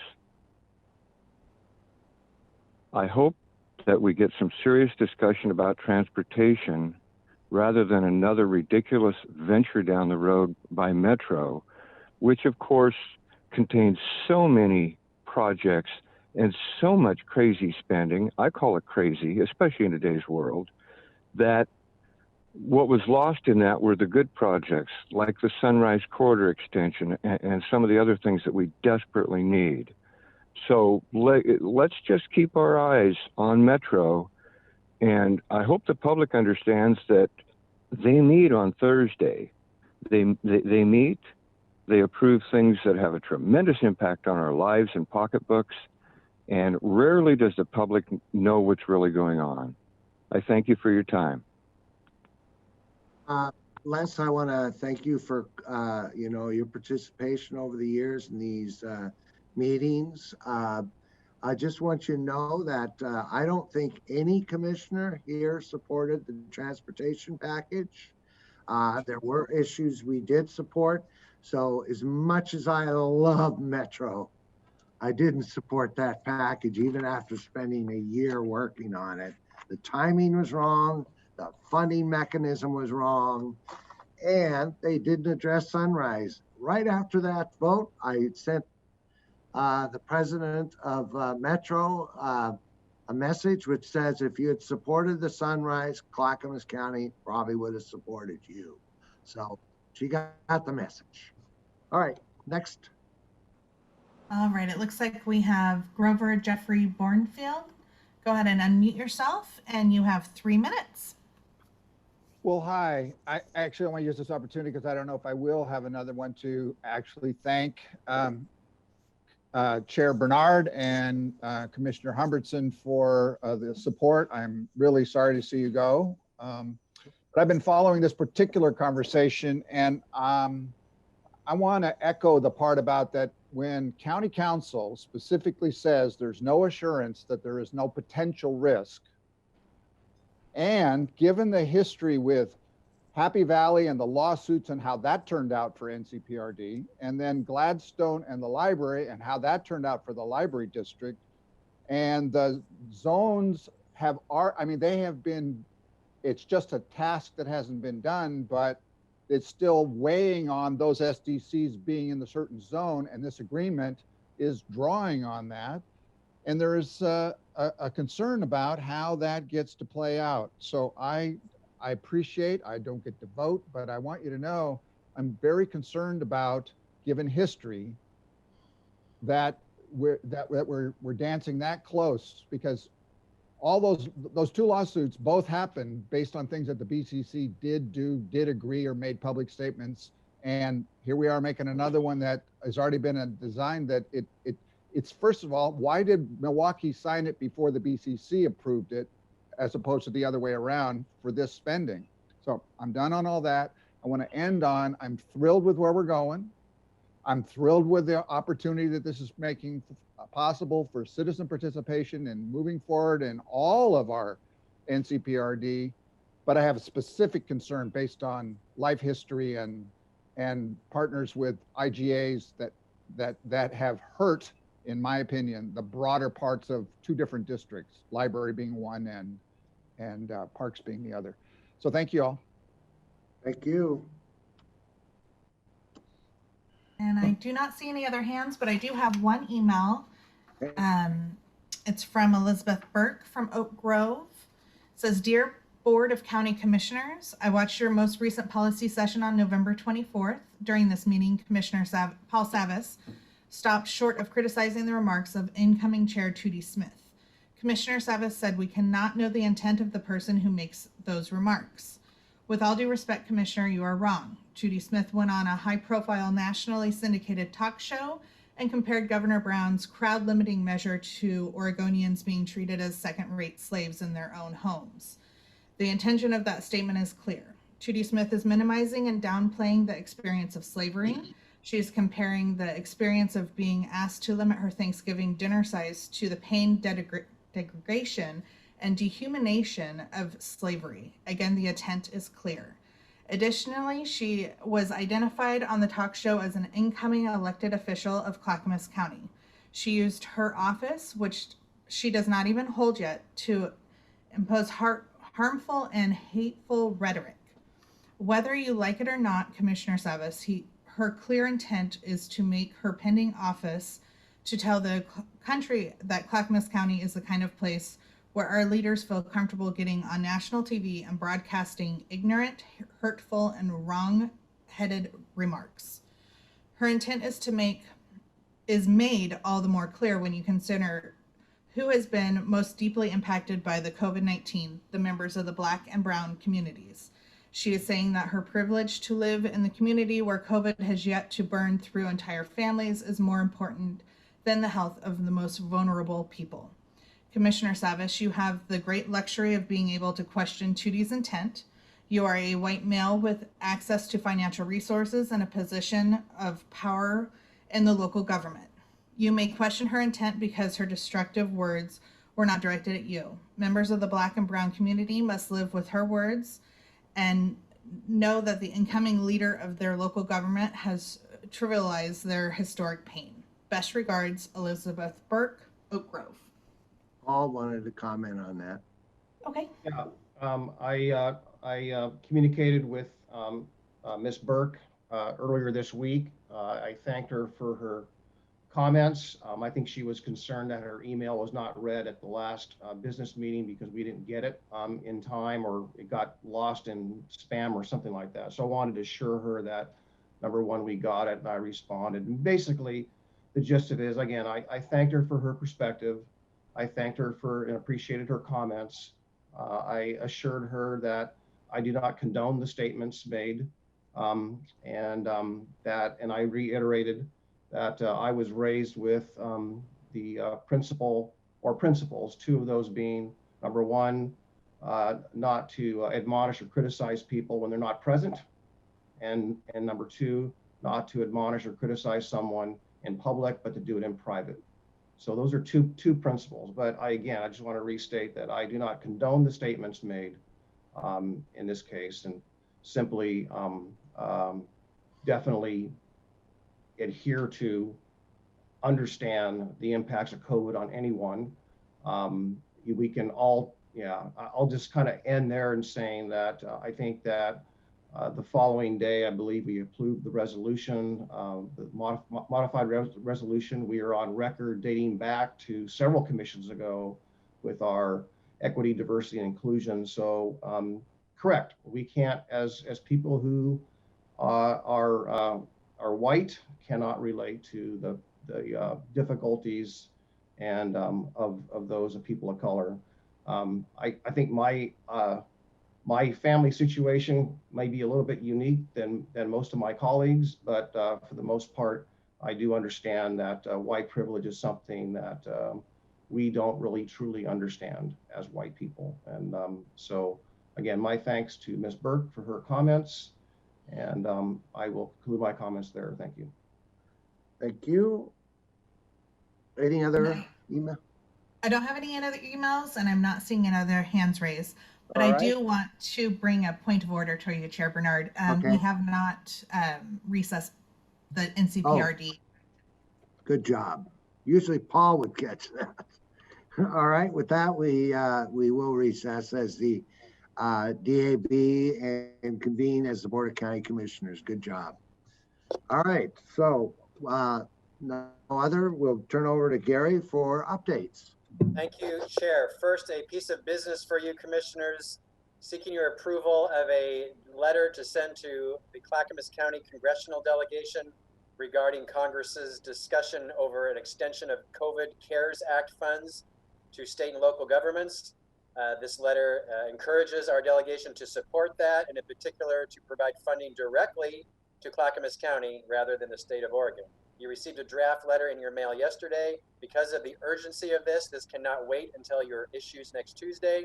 So I'm bringing it up for you here today. The letter is posted online, seeking your approval to send this letter to our congressional delegation.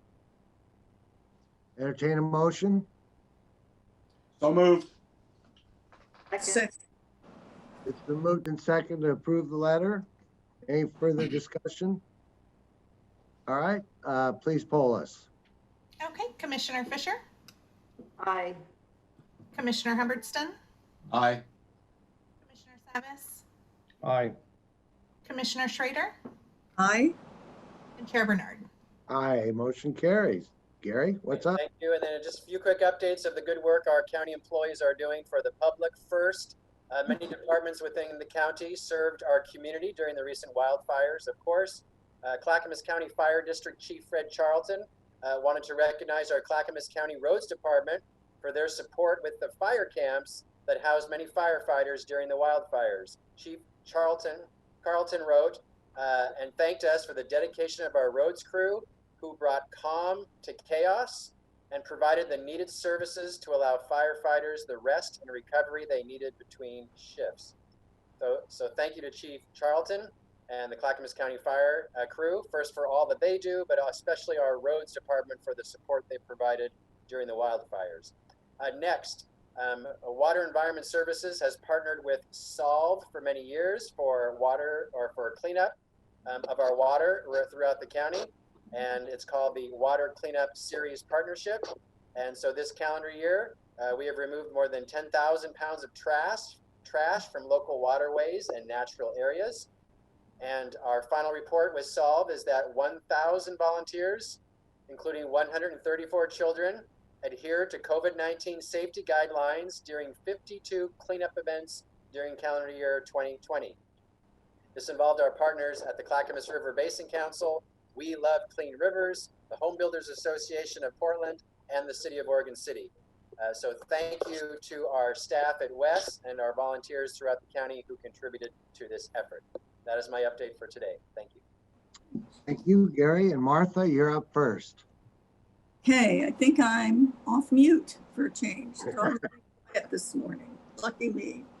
Yeah, I just wanted to mention the Metro Wildfire Economic Recovery Team that Commissioner Chair Bernard and I have been attending. Yesterday's was very interesting. It was largely conversations about the impacts on tourism, the impacts on our farms, It was very moving in more than one case when people talked about the impacts on their small businesses and their employees, particularly in the agricultural sector. I do know we will recover. I appreciate Oregon Solutions or Regional Solutions pulling this conversation together with Representative Meek. And I want to say it's Anna Williams, Representative Anna Williams. They've been doing an outstanding job holding those conversations with us. That was followed by a Willamette Falls Locks meeting, our last meeting of 2020. So here's the 2021 where we're working to have success. We hope this time at the legislature to pass legislation creating a public corporation so we can transfer the locks to that entity and move ahead with the opening and the restoration of that area. We are working to ask the governor to maintain the $7 million in her budget that she had allocated in previous years. That might be a little tough this year, given everything else that we are dealing with, particularly with COVID and scarce resources and where we're going to put those. But we continue to work on that. We continue to be hopeful. And I am very hopeful that 2021 will see the year where we actually bring this project, which has been going on for many, many years, to fruition.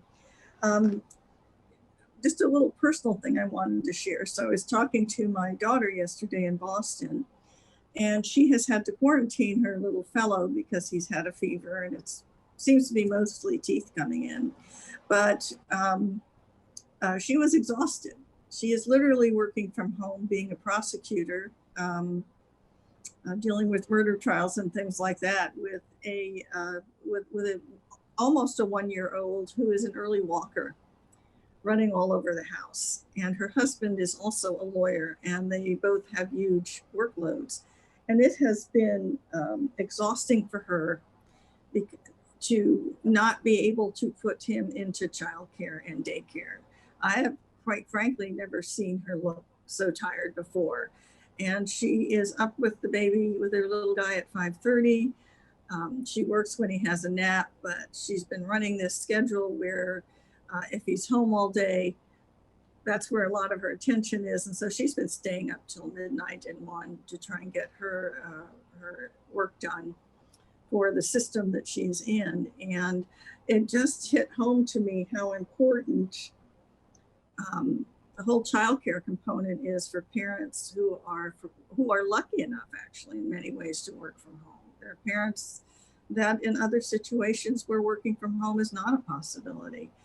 But it is becoming a real need. And so this afternoon, I'll be going to the Education, Childcare, and Workforce during COVID conversation. That's been on it. As Commissioner Fisher, I'm assuming you're going to be there too, or if not, I'll have Tracy send you that information. But it has really hit home at how hard it is on the parents, and that childcare is something that we really need to make sure that people, excuse me, that's not a COVID cough, by the way, but have the opportunity to have decent, safe childcare. And tonight, I'm going to have the opportunity to listen to Commissioner Fisher, because you're going to be speaking at the Metropolitan Alliance for the Common Good, I think with Pam Treese, and I want to say Commissioner Myron as well. So I'm looking forward to hearing that and being there and listening in. So that's what I have for the day. All right, thank you. Ken. Thank you, Mr. Chairman.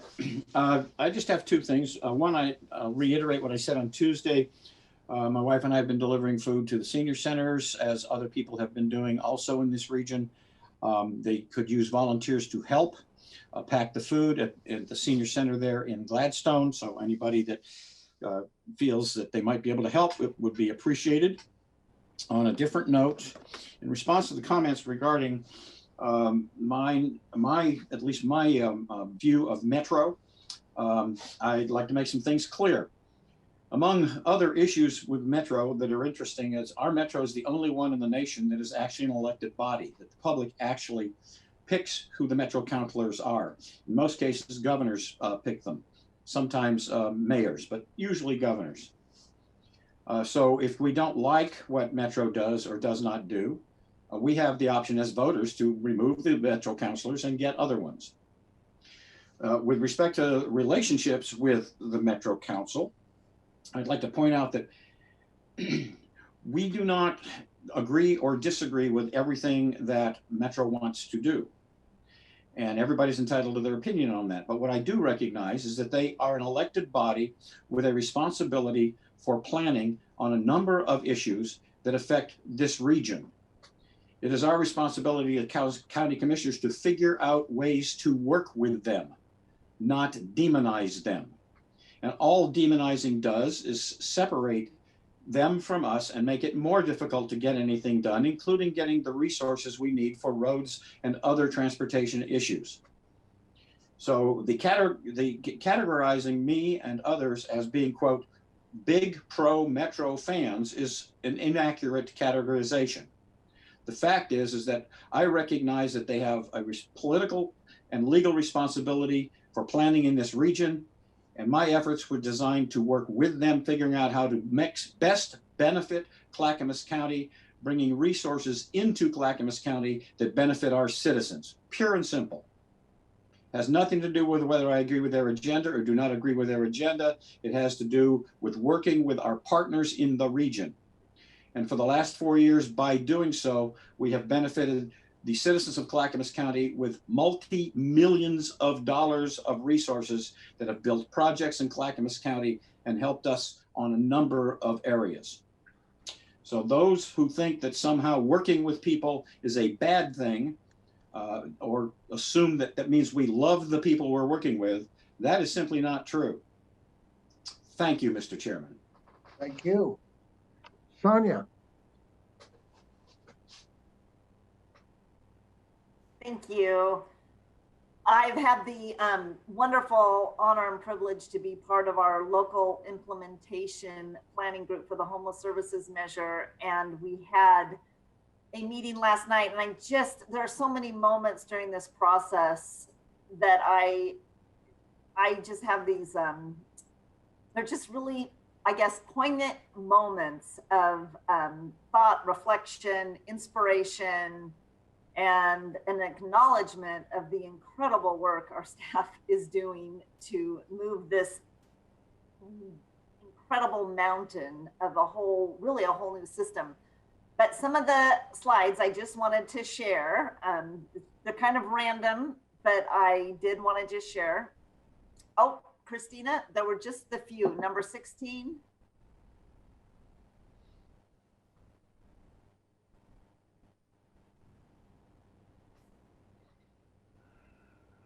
Just 16, 17, 18.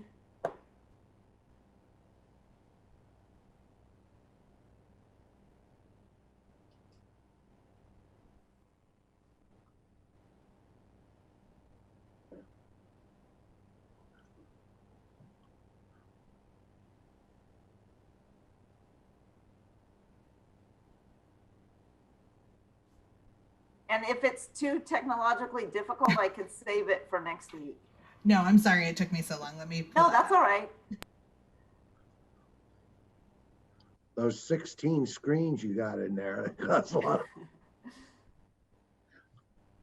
So I wanted everyone to see this site, and I can get it to you individually, but if you go to this website, you can literally put in your zip code and learn all kinds of things about the land that we're on and the different tribes, the different treaties, the different languages. It is an incredible education, and this resource is amazing. So I just wanted to share that with folks. Next slide.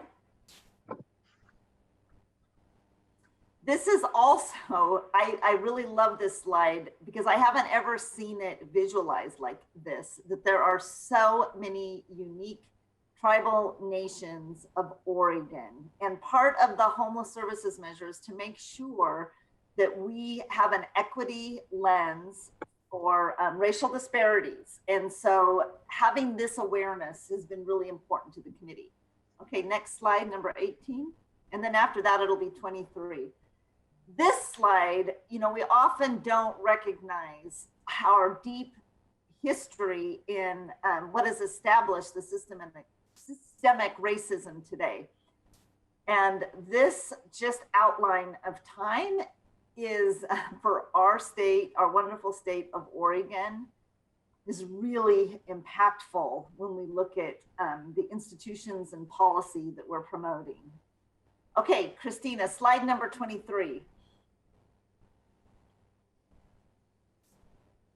Okay, I've talked about this before. We've had some work with our equity office, but I wanted to share this slide again because it talks about in the mainstream culture and where the privilege is. And if you look at those things that are in mainstream culture for the identities of who we are, whiteness, masculine, college graduate, middle class, upper middle class, heterosexual, traditionally able-bodied, citizenship, and traditional family. If you look at just who we are as individuals and how many check marks we have, that is so much of where privilege in this society of America comes from. Outside of that, in the margins, are all of the other identities of people of color, feminine, no formal education, poor, working class, queer, LGBTQIA, living with a disability, undocumented, many views of family, and older adults. This visual, if we make decisions based on how does this decision targeted towards mainstream constituents, how does it affect the margins? It's just a visual that I'm going to be having through my lens as I move forward with every decision that I make, and I wanted to share that with all of you. And then 24. And the intersectionality is also really important to understand. And I know we've had seminars and trainings on these issues, but it seems that every time there's an opportunity to learn more, there's a greater impact. So as we look at our roles as county commissioners and keeping awareness of these three factors of race, gender identity, and ability, then we can see the different dynamics and power dynamics and what things we need to focus on. So that's it for the slides. Thank you, Christina. You're amazing to pull that up so quickly. I just wanted to share there was a lot of discussion based on data, numbers. So much of the committee was based on it. And I do want to share those in the future. There were a lot of questions by the committee and more definition is going to be happening. But this is a wonderful opportunity for us to really lean in and look at disparities in government. And also, I just got to mention, we all probably saw the OPB article or the report from regarding the disparities in criminal justice and in Clackamas County and with our sheriff's office. I just had the most amazing conversation with Angie Brandenburg, who is going to be our sheriff come January. And just the commitment of, looking at our systems, looking at the numbers, leaning into the data, and really making that commitment of doing things better. We in Clackamas County care about everyone in our community, and there's just such a commitment to look at things differently and new. And so I just wanted to mention that, and thank you for giving me this forum to share with all of you. Thank you. Paul.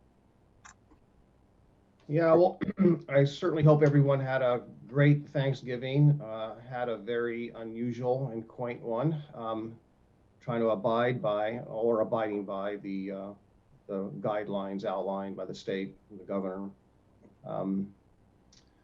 I also had a lot of homework to do, and part of that homework, and we are all tasked with a lot of stuff, and I know that we don't all get a chance to read all of that.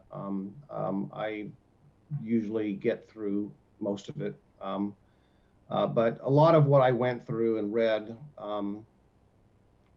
particularly about the work session we had yesterday, and reading all the comments and the impacts, someone who lives in the area, what I'm talking about for those who aren't listening or are aware, and that is that our work session yesterday on the Park Avenue area and future potential development or potential zoning changes and so forth is it's so complex.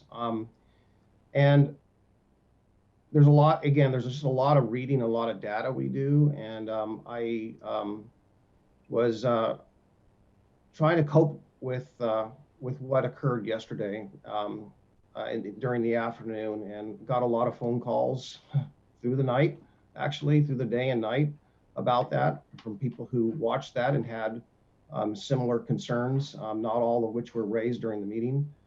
And I just think about the gravity and the work and the responsibility that we all have as commissioners. And I take that seriously. I go back to the days when I first started attending meetings and public stuff, and I was fascinated, absolutely fascinated about the dedication that, especially at the city level, that how mayors and city councilors work together and how cerebral they are, how engaged they are, and having the material and just seeing that engagement and seeing the people that roll up their sleeves and do that work. And I was just inspired by that. And so I do my best to meet that as best I can. And I know we have a lot of citizens who volunteer their time and spend considerable amount of time on the project that we were talking about yesterday, whether they are directly on the committee or directly in the area or whatnot. And of course, of all different spins and perspectives on that as well. I was, kind of surprised to some degree about, well, not surprised, but just hadn't heard, when Mr. Poole made his comments today, just in the Metro thing came up a little bit. I think it's important to, to recognize that what we all do and how well we do it and how well we constructively, and I want to use this word, constructively and respectfully question, challenge, and making sure that we're doing the best work we can do. And on behalf of the region, we have a tremendous responsibility. And there's nothing more painful to see people struggling, people starving, people that losing their homes, and be able to see sometimes the train coming, and you're screaming, and you're saying, essentially, watch out, we got to be prepared. And when those warnings go, don't have the impact or don't seem to be understood or acknowledged or recognized or acted upon, and bad things happen, and they have, and many mistakes have been made. And I'm not talking just about, clearly I'm not talking about just Clackamas County, but I'm really talking about our region. So when the issue was raised today, again, unbeknownst to me, it would come up about our metro region and what their role is. Really, I mean, we got to think about it. It's land use, but the whole idea to some degree is, trying to get, our population growth and protect all the assets and our farmlands and all that. I think those are valuable. I think those are righteous things that we ought to be striving for. But when I served on MPAC in that role, and it's attending meetings 04, 5, 6, and 7, sitting alongside, previous county commissioners and of all counties, frankly, and so working with folks, how we doing? How did we do? Look at the report card. And the report card is, frankly, is the number of people, to me, that are impoverished. The number of people that are in poverty. The poverty levels in this region have gone the wrong direction. There are more people homeless.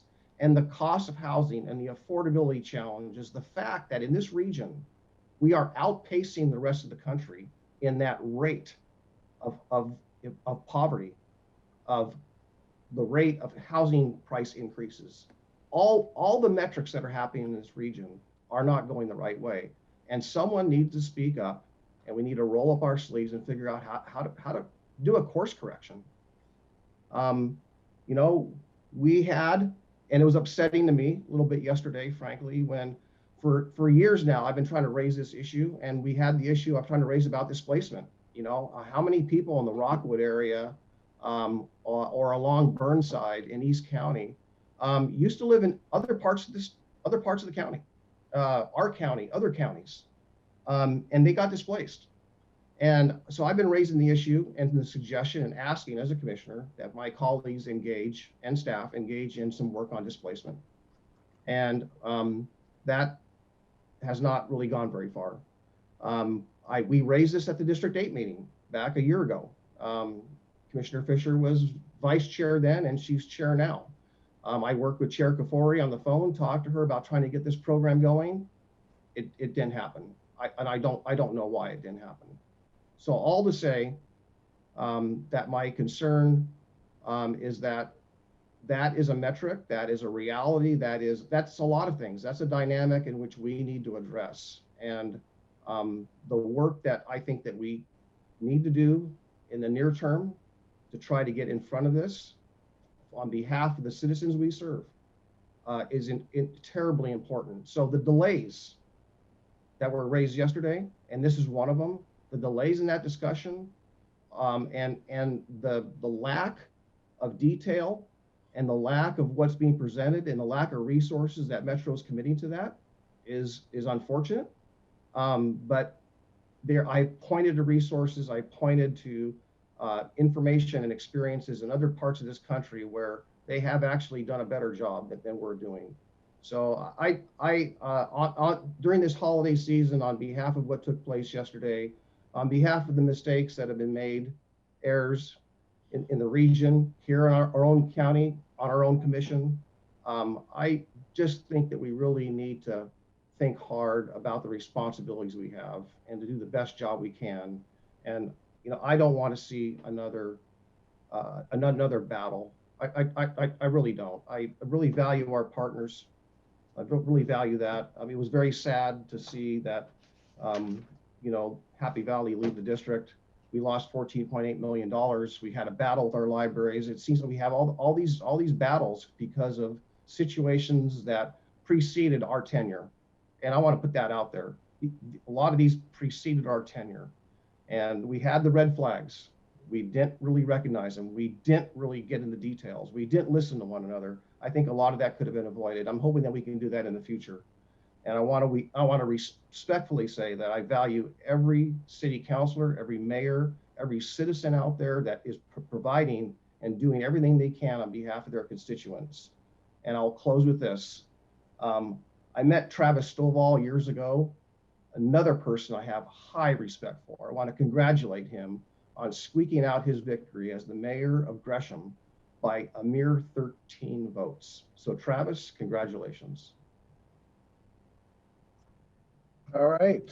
I'm not going to add much more, just that, you know, the issue over the Parks District, Gladstone, it's all about relationships. You have to maintain relationships. And you're right. This didn't happen in the last 4 years. These are old issues that came forward while we were on the commission, and finally we resolved them in theory. Homelessness, a lot of those issues they're national issues, in many cases worldwide issues. I don't think Metro's done any worse job than anybody else. No one's figured it all out, and I hope that does happen. And I think that actually there is a solution out there. If you pay people a living wage job, they can afford to live where they want to live. And if this country's federal minimum wage is still something like $7, $7.25. $7.25. That's ridiculous. How can anyone survive on $7.25? In Georgia, it's $2. In Georgia, it's $2 and change in the restaurant industry. Yeah. So we need to fix the wage issue. There is another solution: just lower all the costs, and then we don't have to raise the pay. but that ain't gonna happen. So I hope that in the future, people maintain relationships. And by the way, the interview with KTU today, I had talking points. They never asked a single question about my talking points. They did ask what I thought of Tootie's KTU interview, and I said it was dangerous to not wear a mask. Follow the rules and save lives. That's what you all need to do. You can't blame the governor for this. You can't blame us for this. The fact is, it's your responsibility to protect yourself and others by wearing a mask, washing your hands, staying home with you when you're sick, and staying 6 feet apart. We can put this behind us, but not without your help. So with that, thank you, and we are adjourned.